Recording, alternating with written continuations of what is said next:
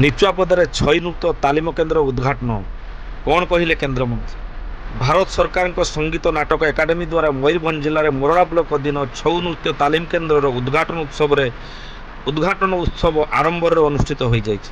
उद्घाटनी उत्सव में मुख्य अतिथि भाव केन्द्र जलशक्ति और आदिवासी सशक्तिकरण मंत्री विशेश्वर टुडू, भाजपा राज्य संपादक कृष्णचंद्र महापात्र, केन्द्र संगीत नाटक एकाडेमी दीपक जोशी, छटलाल महातो, निचुआपदा उत्तर साई छऊ नृत्य प्रतिष्ठान सभापति उमेश चंद्र महातो, संपादक हरिबोध महातो प्रमुख मंचासीन थे।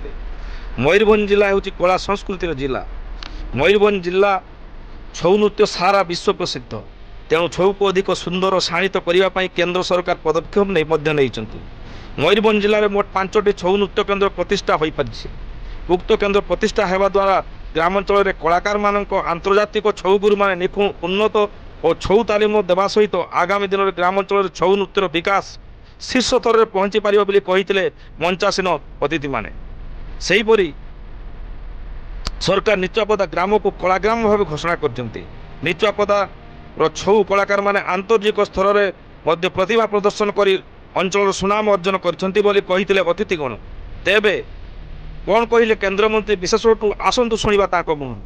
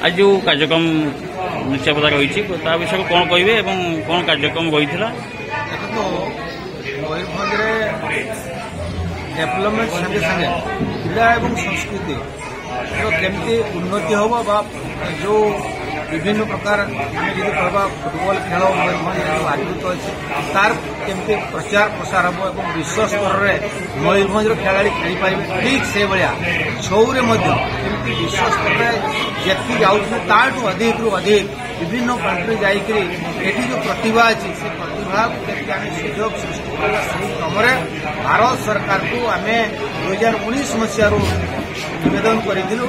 कोरोना कारण एटा जेहेतु पचई जहाँ भी हो निष्पत्ति है संगीत नाटक एकाडेमी 5 ट्रेनिंग सेंटर बर्तमान मयूरभंज चलैवाई आज प्रथम कर आम निचुआपदार उद्घाटन कलु। मोर विश्वास अच्छी ये पाखापाखि जी आम सब ट्रेनिंग सेंटर अच्छी से बछा बछा पिला आसिक जो आम ट्रेनिंग चलो ट्रेनिंग दिज्व से कृतकार्य होने धीरे धीरे धीरे धीरे इंटरनेशनल लेवल में नाम करेंगे यहाँ मोर विश्वास अच्छी। से यशस्वी प्रधानमंत्री नरेंद्र मोदी को धन्यवाद देवी। केवल ये छऊ ट्रेनिंग सेंटर नुहे Mayurbhanj football academy railway airport अनेक जिनस करने से आग्रह रखिंट दृष्टि देते आशीर्वाद।